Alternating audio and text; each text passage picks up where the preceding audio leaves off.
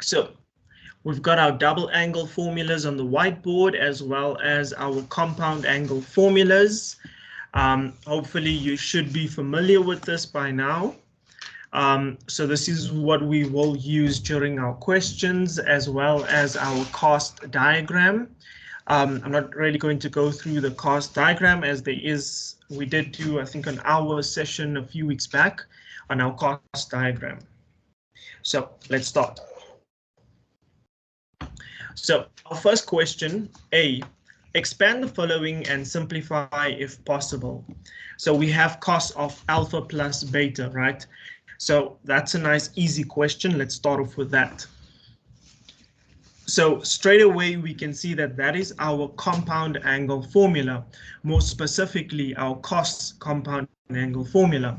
So our question is costs of alpha plus beta.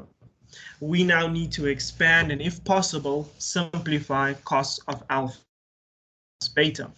Now, your compound angle formulas are always going to be at the back of your exam paper, so you can always refer to the back of your exam paper if you struggle with memorizing them. So we have costs of alpha plus beta. So if we look at our compound angle formulas, we can see the first formula is cos of A plus B. So that is the formula that we are going to use. Now, keep in mind, A plus B just refers to any angle. So our angle A is going to be alpha and our angle B is going to be beta. So let's expand this into the correct formula. So that's going to be cos of alpha, cos of beta. Now, something important to take note of is that whenever you're dealing with cos, the compound angle formula is usually the opposite once you expand it. So if we're dealing with a positive inside the bracket, it's usually a negative. So those are a few things that you can use to remember it if you don't want to use the back of your formula sheet, or if you don't want to use your formula sheet. So our first question was quite easy. All we needed to do is expand costs of alpha plus beta as per our compound angle formula. Now, our next question is sine of x minus 25. Now, as you can see, sine of x minus 25, that's another compound angle formula. And that is the negative sine compound angle formula. So when we're dealing with sine, it's different to cos. The sign within the formula is the sign that you'll use when you expand it. So because we have a negative within sine x minus 25, when we expand it, it's going to be a negative as well. So if we look for our formula, it's the last one, sine of A minus B.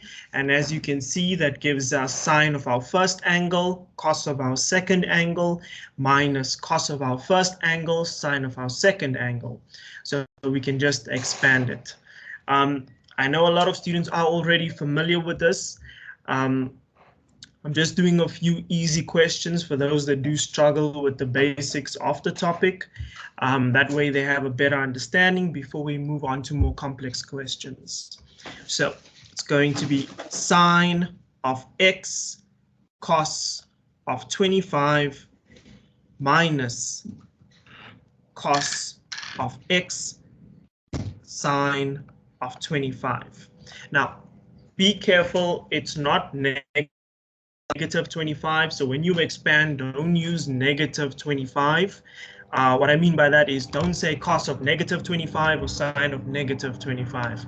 The minus sign just comes from, is a way for you to identify which formula you're supposed to use. Because keep in mind, you have two sine formulas. If we go back to our sine formulas, as you can see, you've got two of them. You've got one with the plus and one with the minus. So the negative or the positive sign in between just helps you to identify which formula you're going to expand into. Okay, what I would suggest is it's kind of easy for us to do this, right? Whereby we have sine or cos of the first angle plus or minus the second angle. I've noticed that a lot of students struggle when it comes to the expanded form, to be able to identify the expanded form and then sort of simplify it into your factorized form. For example, if you were given the right-hand side, so I've noticed it's a bit tricky to identify that. So what I would suggest is try to look for a repetition of an angle. So if you see an angle that repeats itself twice, for example, if you look at the right-hand side of our second question, sine x cos 25 minus cos x sine 25. Automatically, when you look at that right-hand side, if this was a question, you can see that 25 repeats itself. So that should try and be an indicator for you to see, okay, I see this angle is repeating itself. Automatically, you need to think of compound angle formula or double angle formula. So think of either one as soon as you see that repetition. Once you've identified the repetition, then look at what you were given. Are you given sine sine or cos cos or cos sine alternating? That'll tell you whether it's that'll tell you which compound angle formula it is. So the first thing you need to identify is that repetition. Okay, so let's move on. We can't simplify this any further. 25 isn't special angle, so let's do now 3 and then we'll stop there and move on to B. So we have question number 3 is just sine of x plus 40. Okay, so if you notice, this is our positive sine compound angle formula.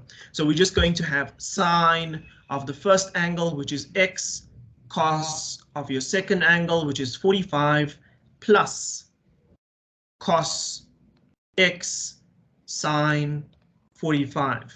Now, we know that 45 is a special angle, so you can put that onto your calculator.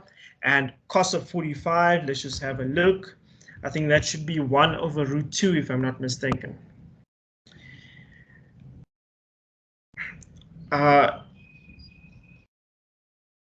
Yes, cos of 45 is 1 over root 2. So let's have it as 1 over the root of 2 sine x plus. Now, sine of 45 should also be the 1 over root 2. Yes, it is. So we've got 1 over root 2 sine x plus 1 over root 2 cos x. And we can stop there. Now, let's have a look at B.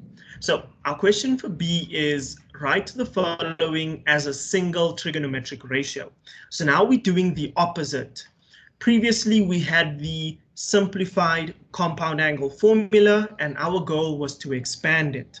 Now we're doing the opposite. Now we have the expanded form, and our goal is to simplify it, or to turn it back into the form that we had in the previous question. So let's look at our first one. We've got sine x cos y minus cos x sine y. So our first thing is to identify the repetition. Because we can see x repeats itself twice, y repeats itself twice, that is an indication that we have a compound angle formula. Now, let us simplify this. So if we look at it, we've got sine x cos y, cos x sine y. So we can see that sine and cos are alternating. And we know that is something, the alternation refers to our sine compound angle formula. If you struggle with identifying compound angle formula, what I would suggest is maybe in a pencil, right on top of your question. So here you just write sine, and whatever that angle is, just make it A. Cos, whatever that angle is, because it's a different angle to the previous one, make it B. And we previously made XA, so this will become cos A, and we previously made YB, so this will become sine B. So this might be an easier way for you to link it to your formula sheet. So now that you've written this out as A or B, go back to your formula sheet and see which one is identical to the one that you've written in pencil. So we need to now identify sine A cos B minus cos A sine B. And that is then going to be our fourth formula, sine of A minus B. So in pencil, again, on top, you can just write sine of A minus B. So this might be an easier way for you to deal with this, okay? So now that you've written sine of A minus B, what was A? A was X. What was Y? It was B. So we can just underneath that copy sine. Our first angle is going to be A, copy the sine, and our second angle is Y. So all we did was just copy from the formula. So hopefully this should be easier if you are struggling with compound angle formulas. Let's move on to something that looks slightly more complicated. Let's do something with a numerical value. Let's do question number 4. So in question number 4, we have sine of 43 cos of 33 minus cos 43 sine 33. So automatically you can see that 43 and 33 repeat themselves. And we have sine cos, cos sine. So we know because there's an alternation, as opposed to having just sine sine or cos cos, because we know that sine is associated with our cos compound angle formula, whereas sine cos cos sine, that alternation refers to our sine compound angle formula. And we have a negative in the middle, so we're going to have a negative sine compound angle formula. So this is going to be our first angle, which is 43, minus second angle, which is 33, and that is then going to give us sine of, what is that going to be, 10. Okay, so that is our answer. Let's do question 7, then we'll move on to something a bit more challenging. So if you look at question 7, it's slightly different to the previous questions that we were doing. So question 7 has sine of x minus 20 cos 20 plus cos of x minus 20 sine of 20. So if we look at this question, we can see x minus 20 is repeating itself and 20 is repeating itself. So I'm going to make my first angle, which is A, this x minus 20. So this is going to be my A now. And my B, I'm going to make it 20. So let's highlight it to make it easier to identify. So if we were to write this in our A and B form, this would then be sine of A cos B plus cos A sine B. Now let us try and go back and look at what formula is sine A cos B cos A sine B. So we can see that, let's see, sine A cos B plus, so it's going to be the third formula, sine A plus B, because as you can see on the right hand side of our third formula, we have sine A cos B plus cos A sine B, and that simplifies into sine of A plus B. So let's simplify that. It's going to be sine of A plus B. And we've already said that our A is going to be the blue angle and our B is going to be the yellow angle. So all we do is we write sine and let's write our angle of A. So our angle of A is the blue one, which is x minus 20. Our yellow angle is 20, so we bring down the plus sign. We bring down the sign over here, and we bring down our angle of B, which is 20. And that is then going to be sine x, because negative 20 and positive 20 becomes 0. Okay, so that is the easier stuff. Before we proceed into the next bit, does anyone have any questions that they'd like to ask based on what we've done?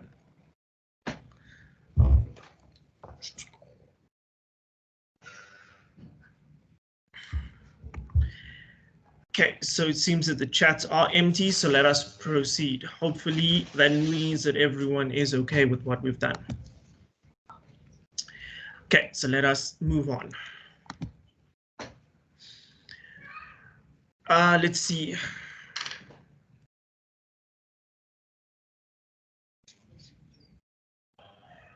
We need to simplify the following. So we've got C.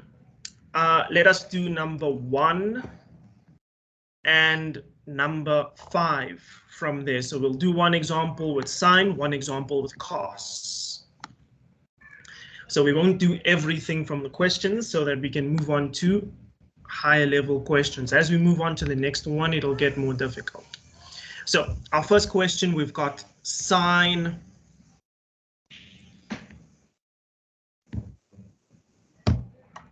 of theta minus 40, right?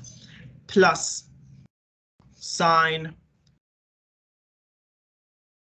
of 40 plus sine of theta plus 45. So all we are now going to do is expand this, because both of them are sine compound angle formulas. One is a positive and one is a negative. So we're going to expand them and just add up the terms. So within the first one, we have sine of our first angle, cos of our second angle, minus cos of our first angle, sine of our second angle, plus. Now, our second compound angle formula is a positive sine compound angle formula. So we have sine of our first angle, cos of our second angle, plus cos of our first angle, sine of our second angle. Excuse me. So let us try and identify what are like terms and what can be added or subtracted. So we've got sine theta cos 45. That is positive. So let's see if we have something that's similar to that. Then we have sine theta cos 45 again. So we can add those two. They are like terms. Then we have negative sine theta, negative cos theta sine 45 and positive cos theta sine 45. So if you notice, the yellow ones are both positive, so we can add that up to give us a bigger value, whereas the green ones are positive and negative of the same value. So when we add up the green terms, they're going to give us 0. So let us now only add up our yellow terms. So that is then going to be sine theta cos 45 plus sine theta cos 45. Now, we know that cos 45 is just going to be 1 over the root of 2. So that's then going to be 1 over the root of 2 sine theta plus 1 over the root of 2 sine theta. Now, when you put that into your calculator, you can't really put sine theta into your calculator. So what you'll do is you'll just put 1 over the root of 2 plus 1 over the root of 2, and that'll then just give you the root 2. So when you add this up, always keep that in mind whenever you're adding up the coefficients of variables. Just take all the coefficients, put them onto your calculator, and then just attach the variable behind. They are like terms. So we've got the root of 2 sine theta, and that is our answer. So let us move on to the next one, question number 5. So we'll look at question number 5 and then move on to a few questions from D. So we've got question number 5 is cos of x plus 60 cos x plus sine of x plus 60 sine x. So let us try to identify which is our angle A and which is our angle B. So if you notice, we have the angle x plus 60 that repeats itself twice. And then we've got x that also repeats itself. So I'm going to make x plus 60 my angle A and x my angle B. So if we were to rewrite this, it's then going to become cos of angle A, which is our x plus 60, cos of angle B, which is x, plus sine of angle A, sine of angle B. So we know that our compound angle formula, as you can see, this is cos, cos, sine, sine. So it's a cos compound angle formula. Now we need to identify whether it's a positive or negative compound angle formula. So because we have plus in the middle, remember cos is the opposite. So it's going to become minus in the middle now when we simplify it. And our first angle is A, which is x plus 60. Our second angle, which is B, is just x. So we now have x plus 60 minus x. So positive x, negative x is then going to give us 0. So we will only have 60 left behind. And we know that cos of 60 is just 1 over 2. Let's just confirm that quickly. Yes, cos of 60 is just 1 over 2. Okay. Let's have a look at D. I think let's skip D for now and try and move on to something that looks more tricky. Let's do a few questions in here. I think we'll maybe just do 3 and then move on. Okay. So let's have a look at number 2. Number 2 deals with, actually, let's start from number 1. So with question number 1, you can see that we've got x minus alpha, 90 minus beta, 180 plus alpha, 360 minus beta. So if you notice, 360 minus beta repeats itself. But 180 minus alpha, 180 plus alpha, those are not the same angles. So we can't really take this as compound angle just yet, because there's no repetition of 180 minus alpha. It's 180 plus alpha on the other side. So what we are now going to do is we're going to reduce this using our cost diagram. So let's just quickly draw a cost diagram so we have something to reference. So our cost diagram, we have C, A, S, T. Within quadrant 1, we've got 0 till 90. Quadrant 2 is until 180. Quadrant 3 is until 270, and quadrant 4 is until 360. Now, within quadrant 1, we have theta, and we have 90 minus theta. 90 minus theta is our co-function. Within quadrant 2, we have 180 minus theta and 90 plus theta. Within quadrant 3, we have 180 plus theta, and within quadrant 4, we have 360 minus theta. Now, let's do our negative cost diagram quickly. So with our negative cost diagram, we have 0 until negative 90, until negative 180, until negative 270, and finally negative 360. So that's going to be negative theta and theta minus 90.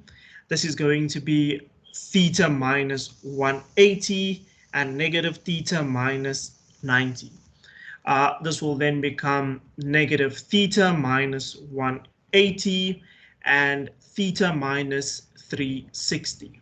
And we have CAST.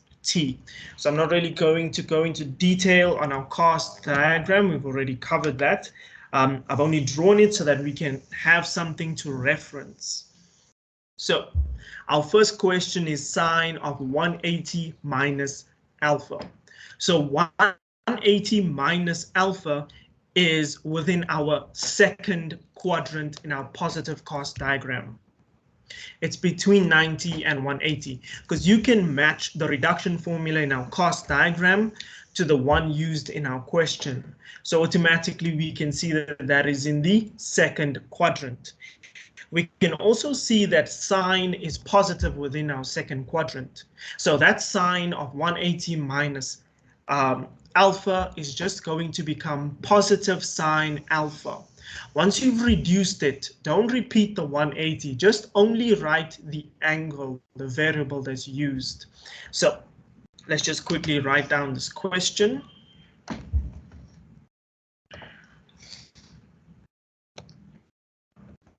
So this is sine of 180 minus alpha, cos of 360 minus beta, plus cos of 180 plus alpha, sine of 360 minus beta. Okay. So, like we previously mentioned, sine of 180 minus alpha is within our second quadrant and it is positive. So that is then going to become positive sine alpha. Now, let's reduce cos of 360 minus beta. So if we look at 360 minus beta, let's match up the reduction formula used in the question to the one in our cost diagram. So we can see that 360 minus theta is within our fourth quadrant. Now keep in mind, theta just represents any angle. It doesn't mean that because I've used theta in this cost diagram, it can only be theta. It could have been A, B, X, Y, anything. That just represents an angle. So we have 360 minus theta within our fourth quadrant, and we know that cos is positive within the fourth quadrant. So therefore, our second part of this is going to be positive cos beta.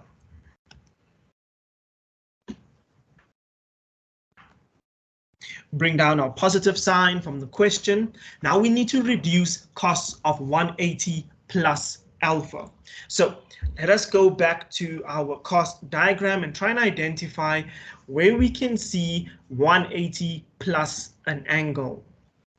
So if you look at our third quadrant, we have 180 plus theta, and we can see that only tan is positive within that third quadrant, which means that our cos from our question is now going to become negative because only tan is positive within the third quadrant. So let's bring down, or let's put our negative sign in. So that's going to be negative cos, and our angle, which is alpha, times, now we have sine of 360 minus beta. So 360 minus an angle is our fourth quadrant. So because it's in our fourth quadrant, only cos is positive, and we are dealing with sine from the question. So this is now going to become negative sine beta. So put in negative sine beta. Now let's multiply this. So we have sine alpha cos beta plus. Now we have negative sine alpha, negative sine beta. So negative times negative is just going to give us a positive. So we're going to have positive cos alpha, positive sine beta, and finally we have something that looks similar to our compound angle formulas that we are used to. So alpha is our first angle, whereas beta is our second angle. So because we have sine, cos, cosine, we then know that that is our sine compound angle formula. We have a positive sign in the middle, so we'll repeat that. And that is then going to give us sine of alpha plus beta. So that was a bit of an easier example. Before we move on to slightly more complicated questions within this, does anyone have any questions of their own or something that they are confused about that we've done so far?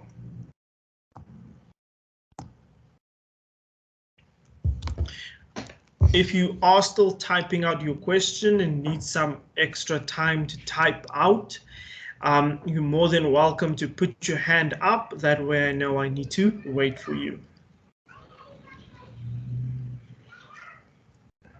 Okay, so if everyone is okay, let us proceed. So let's have a look at question 2. So if you look at question 2, you can see 90 minus a and 90 minus beta. And that reminds us of our co-functions or co-ratios, whichever you want to call it. So we know that sine will change into cos and cos will change into sine when we are dealing with co-ratios. So our question is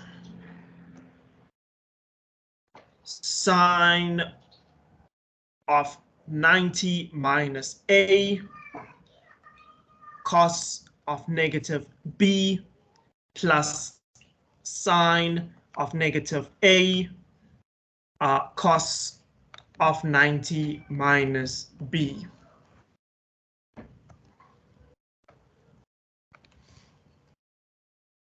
Okay, so we have sine of 90 minus a. Let's try and match 90 minus a or 90 minus an angle to our cost diagram. So we can see that 90 minus a matches up with 90 minus theta within our first quadrant. So automatically we can see that within that quadrant, sine of 90 minus a is positive because all is positive within the first quadrant. Sine, cos, and tan are all positive within our first quadrant. So let's move on to our next part. Now that we've identified that it is positive, let us now change it. So we know that sine becomes cos and cos becomes sine when we are dealing with co-ratios. So we've already identified that this is going to be positive. So we can bring down a positive sign if we want to, and then change it. So sine then becomes cos of a. Always remember that when you reduce, you don't need to bring down the 180, the 360, the 90. That falls away. The purpose of that is to help you identify which quadrant you are dealing with. The only part that you need, or the important part that you need to bring down, is the angle, the variable. Okay, so let us move on to the next one. We've got cos of negative b. So that is a negative angle. So let us look at our negative cos diagram. Where do we see negative angle? If you look at quadrant 4, we have negative theta. So we know that that cos of negative b is within our fourth quadrant. So within our fourth quadrant, cost is positive. So this is going to remain as a positive cost of B. So we've identified that it's positive. So we bring down positive costs and we bring down our angle. Let's move on to our next part. So from the question, we can see that there is a plus sign in front of sign of negative A. So we bring down that plus sign. And now we need to ask ourselves, negative A, what quadrant is that in? And is it positive or negative? So we can see that negative A is quite similar to negative B. We've done this already. So we know that we're dealing with the fourth quadrant because negative angle. So because we're dealing with the fourth quadrant, we know that cos is going to be positive, but we have sine of negative A. Because cos is positive, this sign is going to be negative sine A. So let's open up a bracket and put in negative sine of A. Now, our next part is cos of 90 minus B. Now, because we see the 90, we automatically know that we are dealing with co-ratios. That is extremely important. Whenever you see 90, your brain always needs to think about co-ratios automatically. Once you see 90 or once you see angles that add up to 90. For example, if you were dealing with 40 and 50, you know that 40 plus 50 gives you 90. Anything that adds up to 90 or anything whereby you see 90 within the angle, you must automatically think of co-ratios. So we have 90 minus B. Let us go and identify which quadrant that's in. So 90 minus B, if you look at quadrant 1 of our positive cost diagram, you can see 90 minus theta. So automatically we know that all is positive within the first quadrant, therefore it's going to be positive sine of 90 minus B. So we've now identified that this is positive. Our next step is to convert. So we know that sine becomes cos and cos becomes sine. So because we have cos, we're going to change it to sine. So it's going to become positive sine B. Okay, so from here we have cos A times cos B plus negative sine A cos B. So as you can see, this part over here, that's multiplication, a positive times a negative. So we know that positive times negative is just going to give us negative, and that is going to be sine A sine B. Now, from this point, we can identify that we have A that repeats itself, and we have B that repeats itself. And we've got cos, cos, sine, sine. So we know that is our cos compound angle formula. And because we have negative, it's going to be plus with cos. So our first angle is A. Our second angle is B. So this then simplifies into cos of A plus B. For the sake of time, let us do one more question from here. So we've got question 3 till 11. Which one do you guys want to do? In the chats, if you can just put a number. The first number that I see repeats itself 3 times, we'll do that one. So there's number 3 until number 11. Which one do you want to do? And then we'll go from there. Okay, so I see 1 for 10, 1 for 11.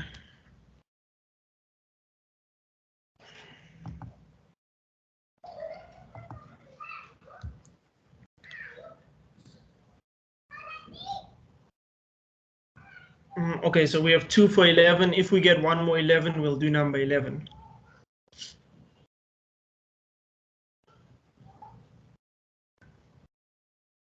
Okay, so I think let us just do 11. So with question 11, we've got sine of 180 minus theta. So we've got sine of 180 minus theta, cos of theta minus 90 plus cos of theta plus 180 times cos of 360 plus theta.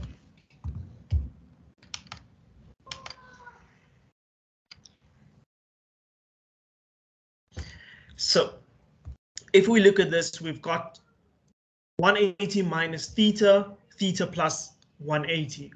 We've got theta minus 90 and 360 plus theta. So you can see that none of these angles or none of these things within the brackets are repeating themselves. So automatically, you know that you need to reduce this. Once you reduce it, then maybe you'll somehow identify some form of repetition. So let's start. We've got sine of 180 minus theta. So 180 minus theta, let's look at that. Which quadrant is that in? 180 minus theta, that is in quadrant 2. And we know that sine is positive within quadrant 2. So this is then going to become positive sine theta. So this is going to become positive sine theta. If we go to our next one, we've got we've got theta minus 90. We know that is in the negative cos diagram. So 90 minus theta, that is quadrant 4 of our negative cos diagram. And only cos is positive within quadrant 4. So this, because we have 90 now, we now need to convert. So first, we need to identify if it's positive or negative. Once we've identified the sign, we change. So we've already identified that this is positive. Because we have cos, it's now going to become sine. So this now becomes sine theta. We bring down our positive sign from our question. Then we have cos of 180 plus theta.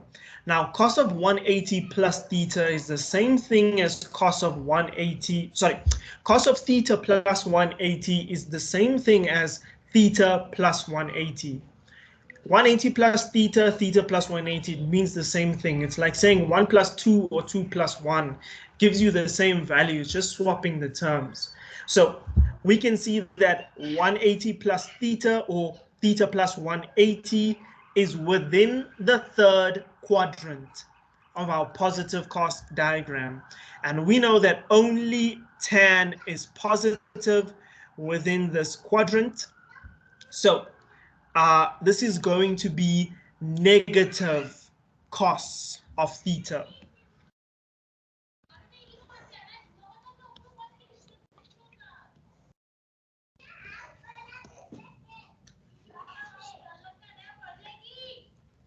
So this is now going to become negative cos theta.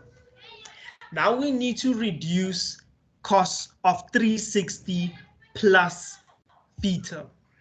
So that is in our positive cos diagram. So if we look at our first positive cos diagram, we don't really have 360 plus theta. I don't usually write that in my cos diagrams because it doesn't really occur that often, but 360 plus theta is just your first quadrant. A way to remember it is just ask yourself, if I'm adding an angle to 360, won't that be more than 360? So I'm going to go into the quadrant above 360, because keep in mind, quadrant 1 is not only 0 and 90, it's also greater than 360, less than 450. Because keep in mind, with trig, your angle doesn't just stop at 360. It can continue. There's many revolutions. So that's why we have 360 plus theta. Another important side note is that whenever your angle is bigger than 360, always subtract 360 or keep on subtracting 360 until you get something that is smaller than 360. Then reduce it as per your cost diagram. Okay, so we've now identified that this is quadrant 1. So we know that cost is positive within quadrant 1. So that is then going to become positive cos of theta. So we have sine theta. Now, if you look over here, we've got positive and negative. So we've got positive times negative, and that is then going to give us a negative. Then we have cos theta. So now we need to multiply.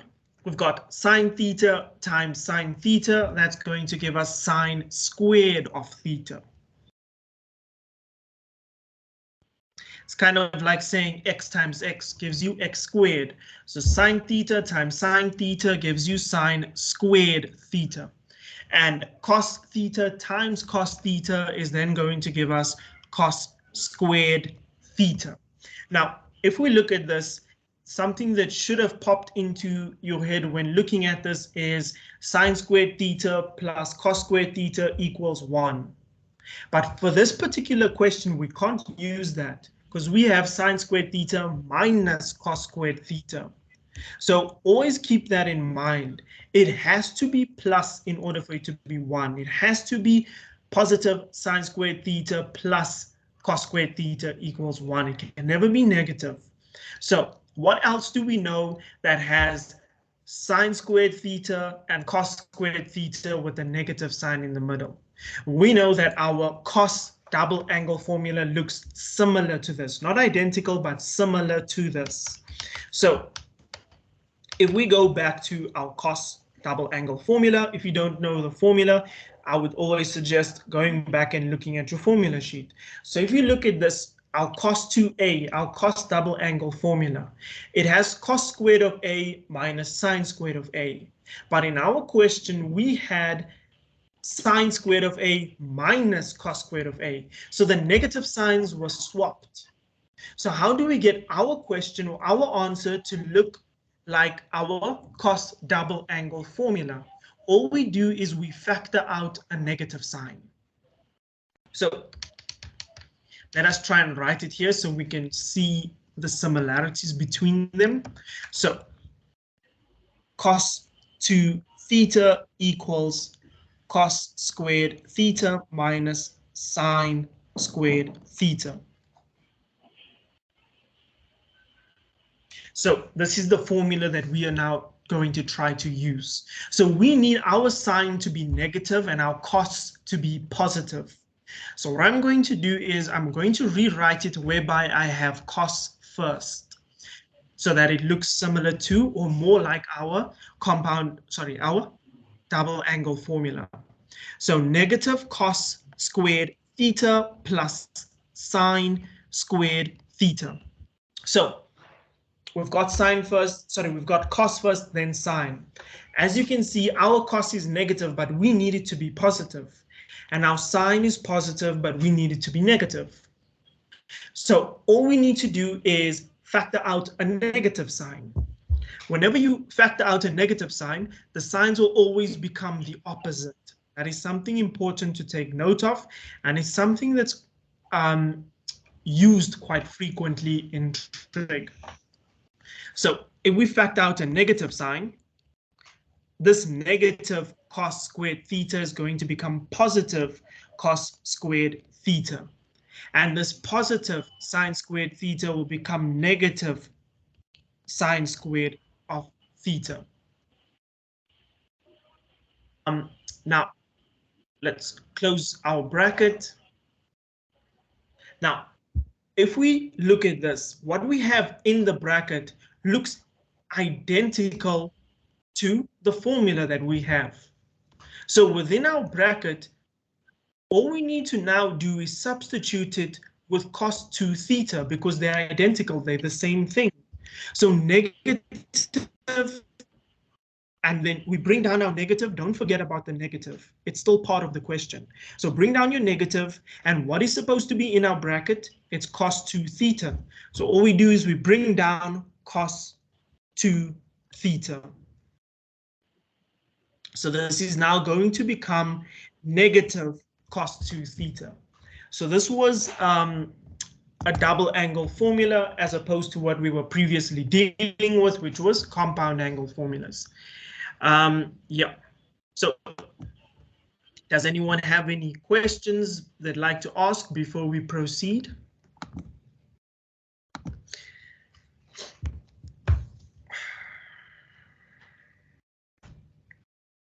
Okay, so let us move on.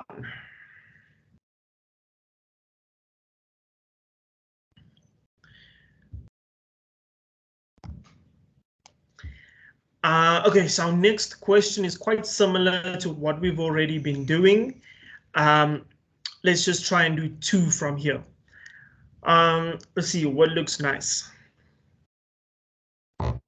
Let's do number 2, and I like that 2 theta question. Let's do number 2 and number 3.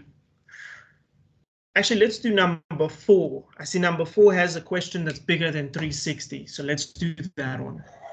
So let's do number 2 and number 4.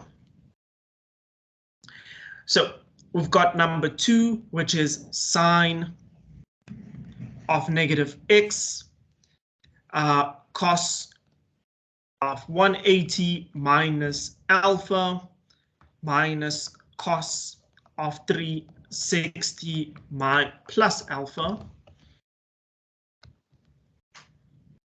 sine of 180 plus alpha all over cos squared of 180 minus alpha plus cos squared of 90 minus alpha. If there's another question that you'd like us to do, besides number 2 and number 4, you can put it in the chats and then we'll have a look at those questions once we are done with number 2 and number 4. Okay, so let's start off with our numerator. Let's start off with the top. So if we look at the top, we have sine of negative x, right? So we know that negative x is our 4th quadrant when we're dealing with our negative cost diagram. And we know that only cost is positive within our 4th quadrant. So this is then going to become negative sine of x. Then if we look at our second part, cos of 180 minus alpha. We know that 180 minus alpha is quadrant 2 of our positive cost diagram. And we know that only sine is positive within quadrant 2. Therefore, this is going to be negative cos of alpha. An important side note, I would recommend that you learn how to use your cost diagram, or at least memorize it if you must. It's better if you learn it, but if you have to memorize it, because it's important. You use it in almost everything. Okay, so make sure that you understand and you are able to use your cost diagram from memory, or if you have to memorize it once you get into your exam and they say start, just write it at the back of your page quickly, and then forget about it. And then continue with your paper. When you get to the trig side, then you can use your cost diagram at the back of your page. But I would strongly advise that you familiarize yourself with how to use it, because it is important. Now, if we look at the third part, we've got cos of 360 plus x. Now, if you remember from the previous question that we did, we discussed that 360 plus x refers to our first quadrant. And we know that everything is positive within the first quadrant. So cos is then going to become positive. So positive cos alpha. Now, finally, we've got sine of 180 plus alpha. So we know that 180 plus alpha refers to our third quadrant, and only tan is positive within the third quadrant. So this is now going to be negative sine of alpha. So that is our first, not our first, but that is our numerator. So let's rewrite it. So we have negative sine x times negative sine x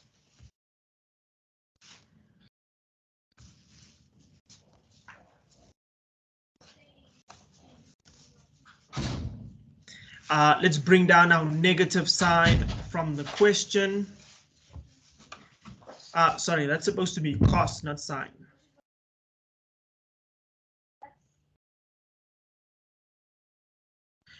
So we'll bring down our negative sign. Now we've got cos of 360 plus alpha. We've already discussed that that is going to be positive cos alpha.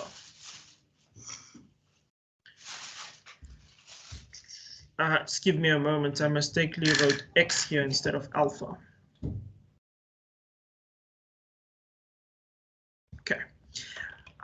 So bring down our negative sign. We've discussed that this is going to be positive cos alpha times sine of 180 plus alpha. And we've previously mentioned that that is going to be negative sine alpha. Now, a question could come up as, why do I have a negative here when I previously said that this is positive cos? The reason is our negative comes from the question, so we bring down the negative. And then you can also put in your plus cos alpha. But we know that negative times positive is just negative. So if you want to, you could have brought down your negative, open a bracket, put positive cos alpha. But you know that positive and negative just becomes positive cos alpha. So that is why I have that.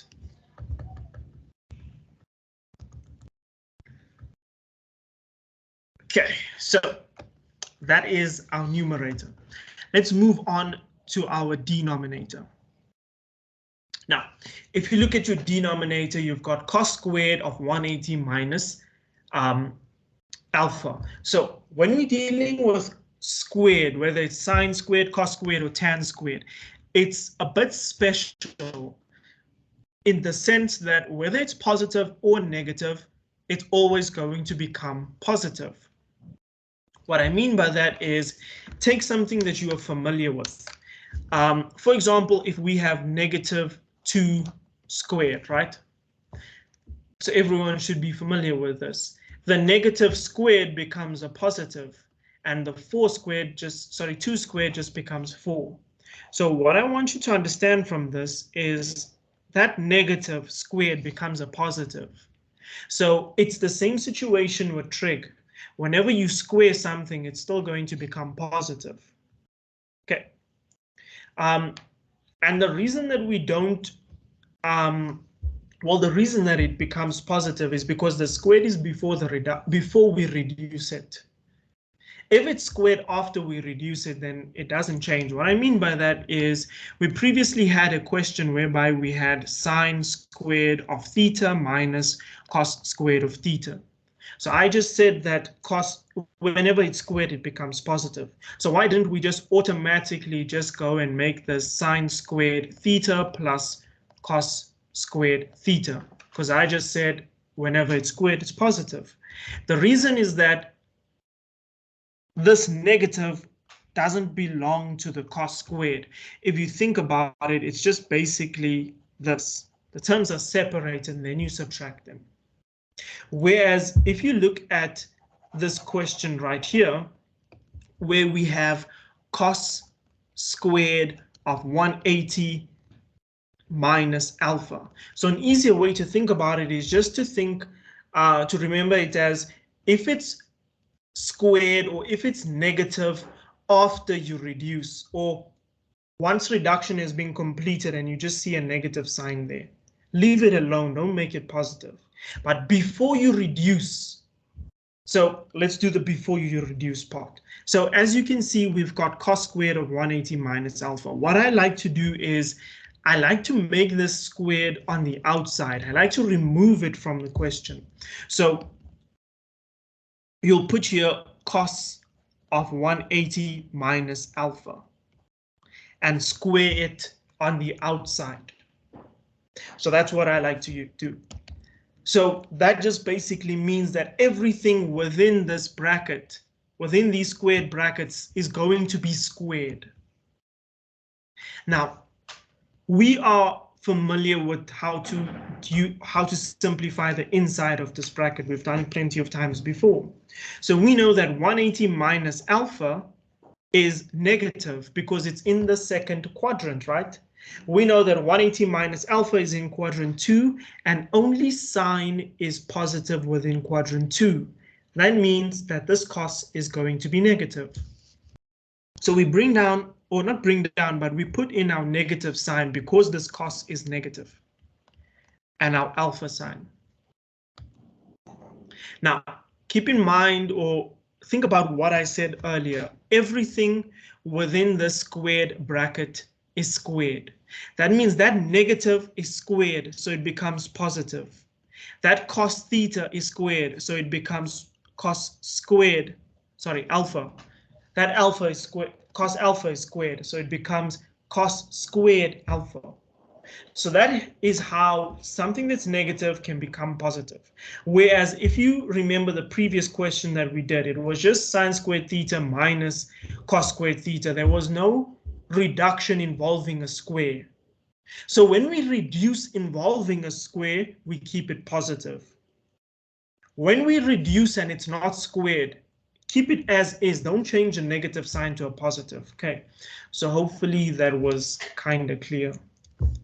So our answer from this is just cos squared of 180 minus alpha is just going to become cos squared alpha. It's positive, right?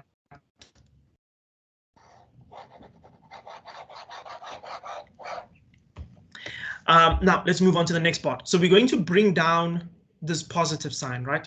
We'll bring it down, and then we've got cos squared of 90 minus alpha. So let's do the same thing. Cos squared of 90 minus alpha. I'm going to put my squared on the outside so that we know that everything within the brackets is squared. Now, ignore the squared for now. Pretend as if it's not there. So you'll just keep bringing it down, but you won't use it as yet. First, simplify what's inside, then worry about the squared. So cos of 90 minus alpha. We know that 90 minus alpha is a co-ratio, and that is quadrant 1. We know that everything is positive within quadrant 1, so that cos is going to be positive. And then because it's a co-ratio, we're going to convert or to change this cos into a sine. So it's going to become sine of the angle, which is alpha. Now that we are done simplifying the inside of the bracket, we can move to the outside. So positive squared is positive. Sine of alpha squared is just sine squared alpha. So that is then positive sine squared alpha. Now I want to do something slightly different so that you can see the difference between two different situations. Previously, or right now, we just did something that has a positive in the middle, right? But what if it was a negative sign in the middle? What if our question was cos squared squared of 180 minus theta. Okay, let's continue to use alpha since we started off with alpha. Now, instead of having a positive, let's make it negative. Cos squared of 90 plus minus alpha. Will this negative change to a positive because this is squared? Let's try and investigate or try and see if it does.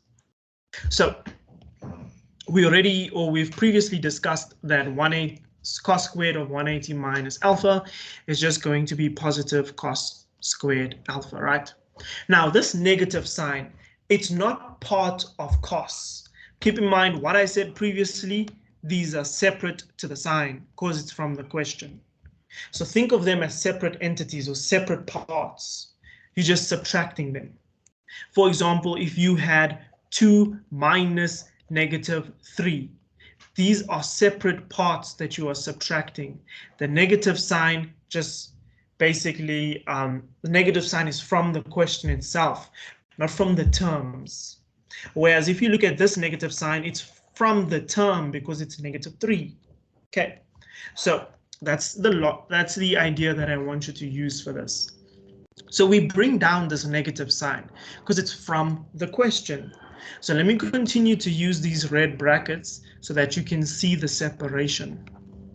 So we previously investigated or found out that cos squared of 90 minus alpha is just positive sine squared of alpha. So from here, we multiply this positive sine squared alpha with the negative sign. So it's going to become positive times negative gives us negative sine squared alpha. So hopefully you can see the difference, that if the negative is within that squared bracket, then it will become positive. But if it's the negative from the question, not from the identity, then it remains as a negative. Don't make it positive if it's from the question. Only square and only make positive what is within that squared bracket. That is why I prefer to put my squared sign on the outside of my squared bracket, so I can see everything within my squared bracket. I know that everything within that bracket should become positive. So before we move on, I know this is slightly, or sometimes it can be a bit tricky. So does anyone have any questions related to this squared thing? Okay, someone says, what if I have negative sine A cos A minus cos A sine A?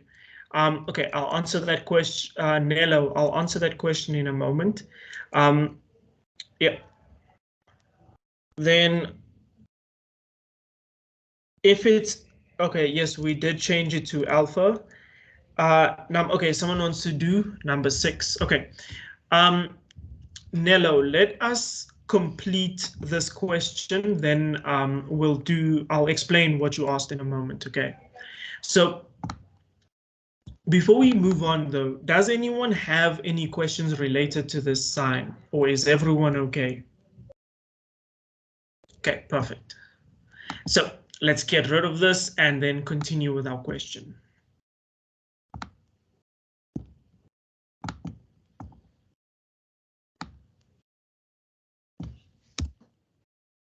So let's see.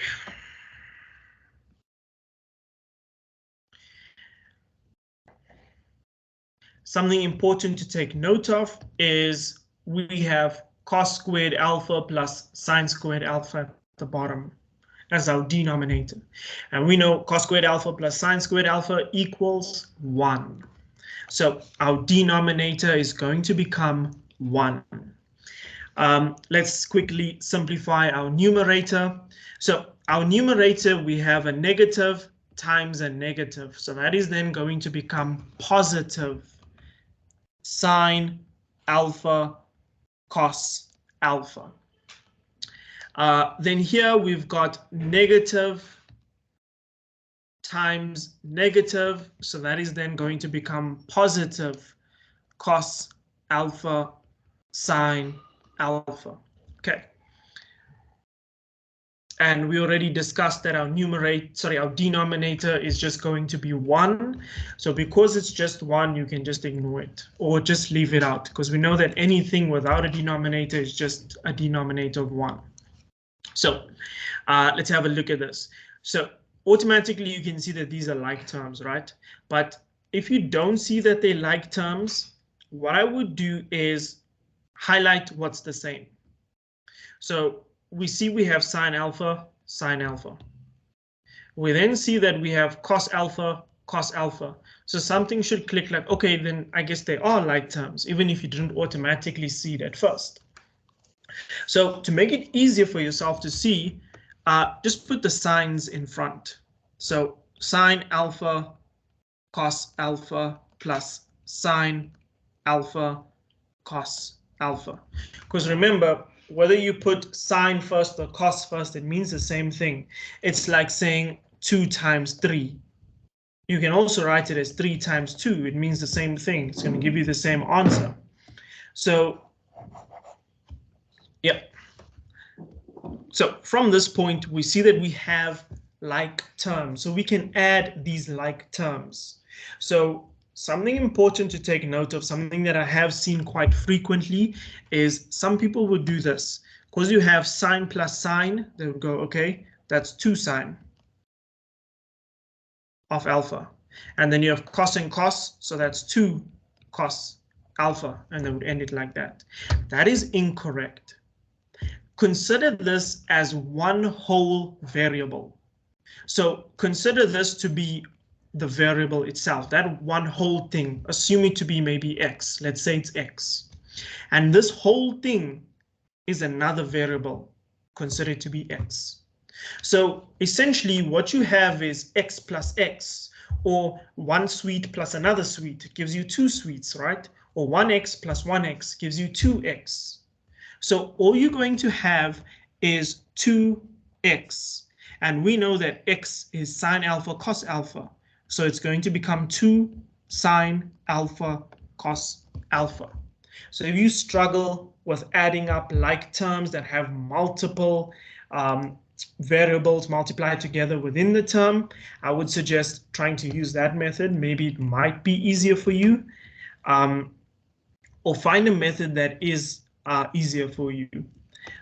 Alternatively, if you're okay with it, you'll just say 1 sine alpha cos alpha plus 1 sine alpha cos alpha gives you 2 sine alpha cos alpha. And we know that this is our double sine angle formula. So that's going to become sine of 2 alpha. For those that don't understand what I'm talking about, this is it. Sine of 2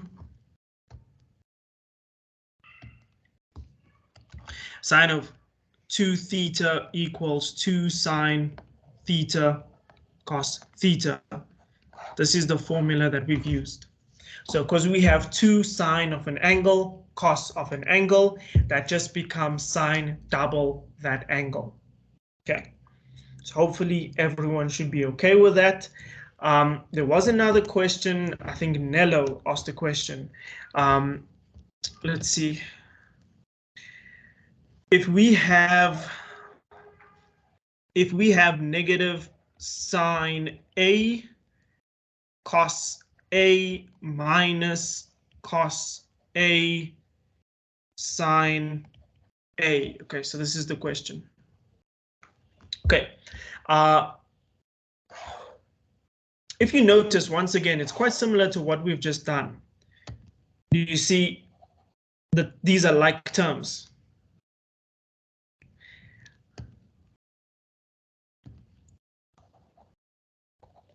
So what I would suggest is putting sine first, so it becomes easier to see that they are like terms. That way they look identical. And it's just the opposite of what we had previously. We previously had positive of a term plus another positive term.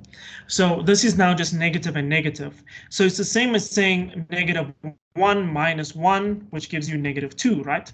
So this is then just going to become -2 sine A cos A.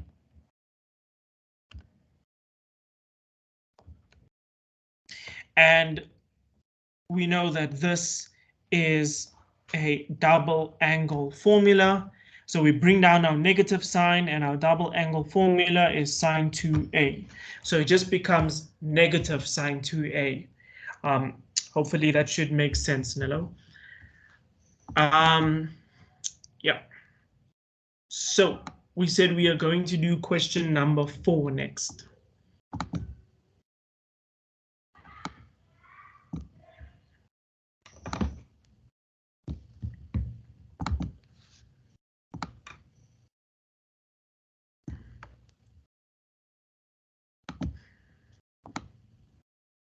Okay, so question number 4, we have 2 tan.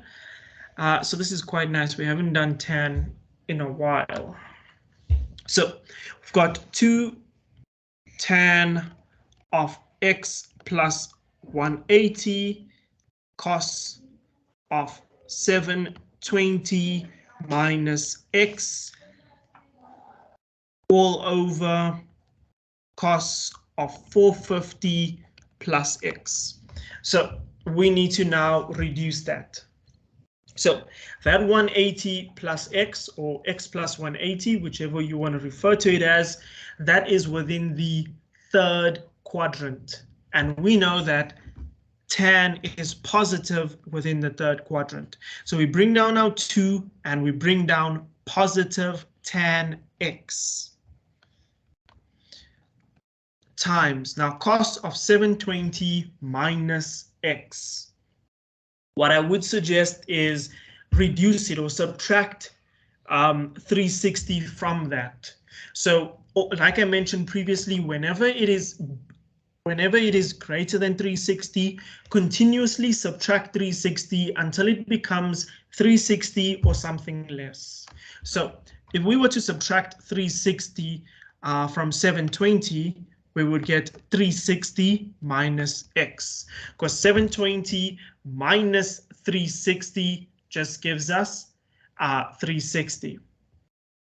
Okay, so we now have cos of 360 minus x, and we know that 360 minus x is within the fourth quadrant and cos is positive within our fourth quadrant. So it's then going to become positive cos x over this is cos of 450 plus x. Now, same thing applies. What I said previously, if it's greater than 360, continuously subtract 360 until it becomes equal to 360 or something less than 360. So if we have 450 minus 360, that is going to become 90 plus x. So that is now cos of 90 plus x. And because we have 90, we then know that that is going to be a co-ratio. So step number 1, identify what quadrant is that co-ratio in. And we know that 90 plus x is in quadrant 2. So what is positive within quadrant 2? Only sine is positive within quadrant 2. So this is going to become negative. Cos is negative within quadrant 2. And because it's cos and it's a co-ratio, we change that cos to a sine and it becomes sine x. Now, some students might be wondering, why is it negative when it's sine? Because sine is positive in quadrant 2. Keep in mind that the sine is positive in quadrant 2, but we're not dealing with, we didn't originally start off with sine. It changed to sine. It originally started off with cos. So the sign, either positive or negative, belongs to what you start off with when you're dealing with co-ratios. So if if you start off with cos and cos is originally negative, that means after you convert it to sine, that sine will be negative. So the sine belongs to what you start off with. Always keep that in mind. So from this point, we know that tan is just sine x over cos x. So let's break this tan into sine x over cos x. So that is going to become 2 sine x over cos x times cos x all over negative sine x. From here, we can see that cos cancels out cos. So we then have 2 sine x over negative sine x. And sine x cancels sine x. So that just gives us 2 divided by negative 1, which is negative 2. Okay. A quick side note. If you have sine A over cos B, that is not equal to tan AB or tan A or tan B or whatever the case is. If you want to convert sine over cos into tan, it has to be the same angle. So sine 20 over cos 20, or sine x over cos x, sine alpha over cos alpha, sine A over cos A. It has to be the exact same angle. It can't be sine 20 over cos 40. That's not going to work, okay? So make sure that it's the same angle. Sine of the same angle over cos of the same angle will be equal to tan of the same angle. Sorry about that, there is plus 1. So if you were to use plus 1, let's just go and fix question, not fix, but just add on to it. So if you say plus 1, plus 1, plus 1, plus 1, plus, oh wait, no, sorry, that was not question 4. That was question 2. Where's question 4? Let me confirm which is question 4. Question 4 is the one with 2 tan x, 2 tan. Oh, it's the bottom one. Okay, so let's just go and add that quickly.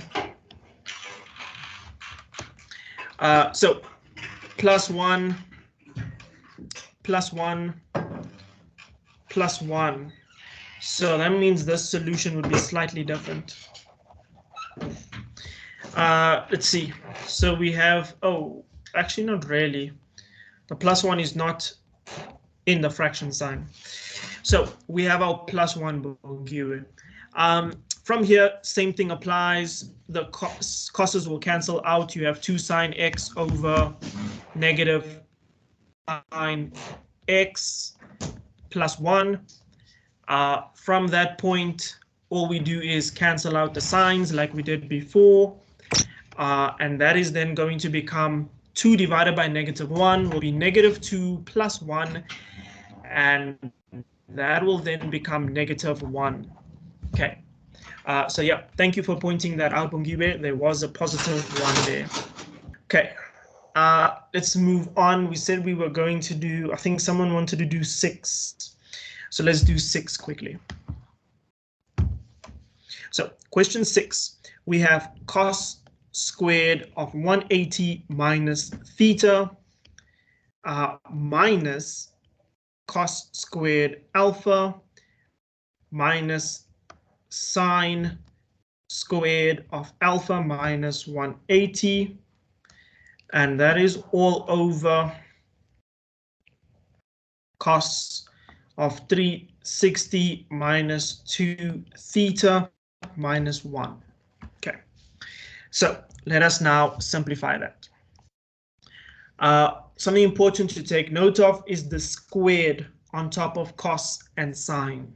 Okay, so we have cos of 180 minus theta, put your squared brackets and then square everything.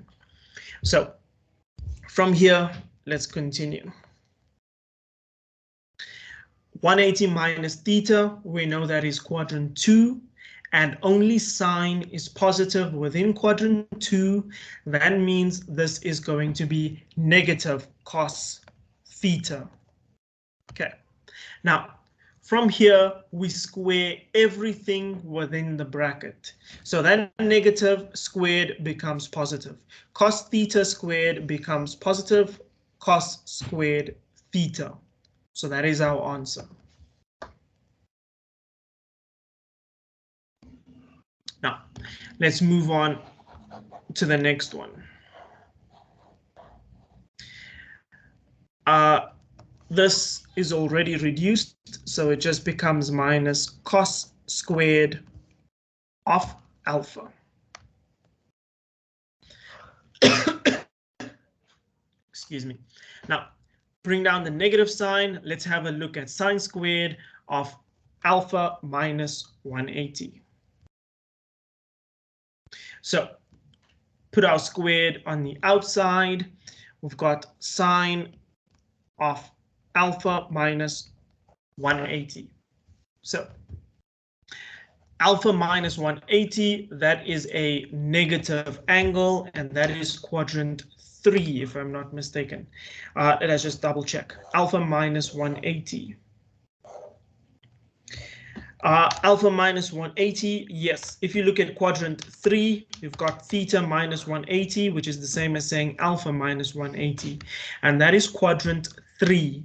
And only tan is positive within quadrant 3. So let's go back. We know that only tan is going to be positive here. And we are dealing with sine, which means that this is going to be negative sine. So we have negative sine of alpha, and it's squared. Square the negative sign, it becomes positive. Square sine alpha, it's going to become sine squared of alpha. So put in a bracket, positive sine squared alpha. Now let's continue with our question.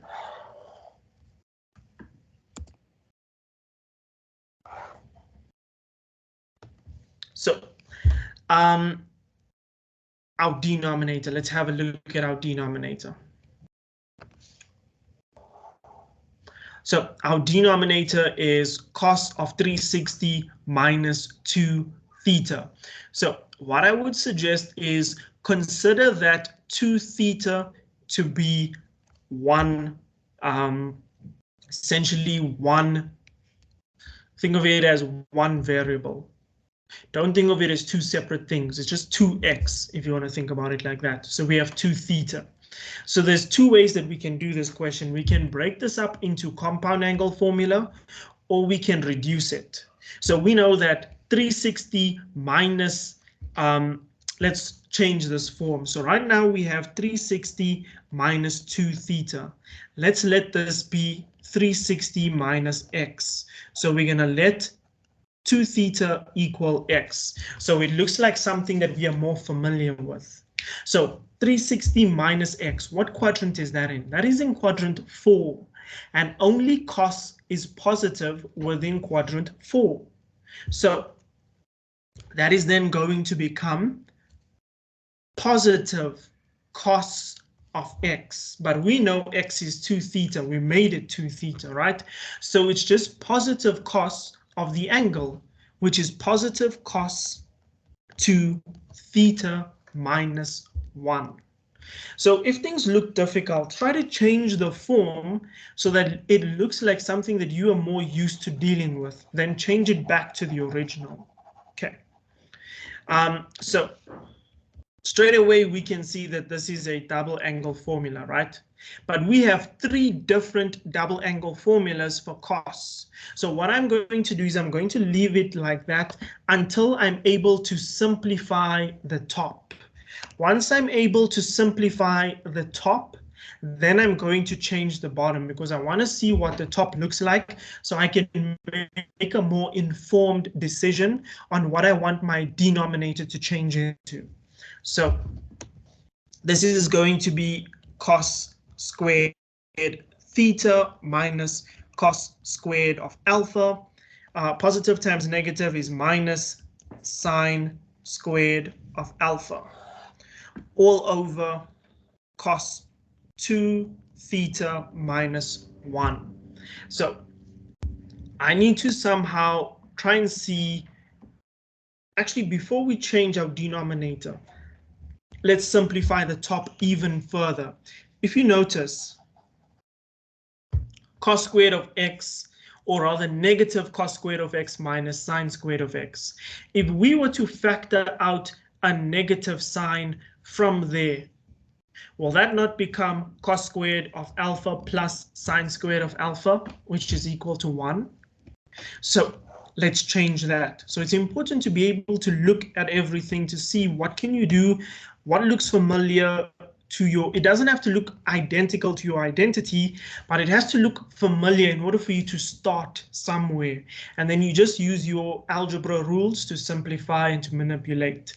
So we bring down cos squared theta minus, factor out that minus, so it's going to be positive cos squared alpha minus, sorry, plus, after we factor out the negative, sine squared alpha all over cos 2 theta minus 1. Please don't get confused with this and this. It's not the same thing. 2 theta and squared theta is not the same thing. Let me try and make this squared a bit higher so you can be able to differentiate between them more easily. Okay, so we know that cos squared of alpha plus sine squared of alpha is equal to positive 1. So this is then going to become cos squared of theta minus 1 over cos 2 theta minus 1. So they're not the same thing. We can't cancel them out. One is squared and the other is 2 theta.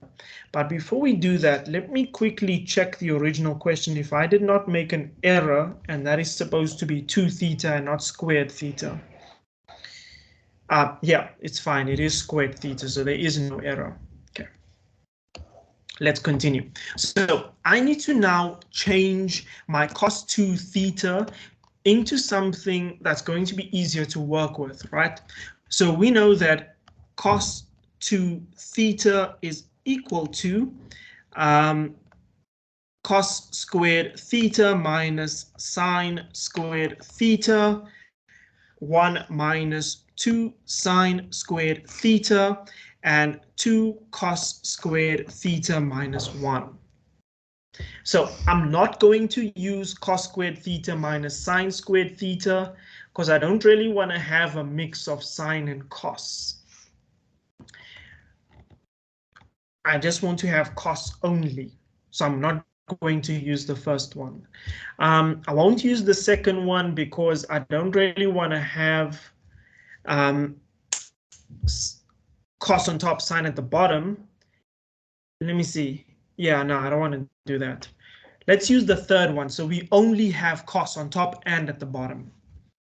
So let's use the third one. So cos squared of theta minus 1 over, I'm going to make this 2 cos squared theta minus 1 and then bring down the negative 1 from the original question. So that negative 1 and negative 1 will become negative 2. So it's going to become 2 cos squared theta minus 2.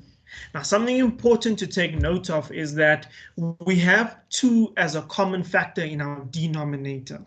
So let's factor out 2. So factor out 2, that is going to become cos squared theta minus 1. Now our top looks the same as our bottom within the bracket.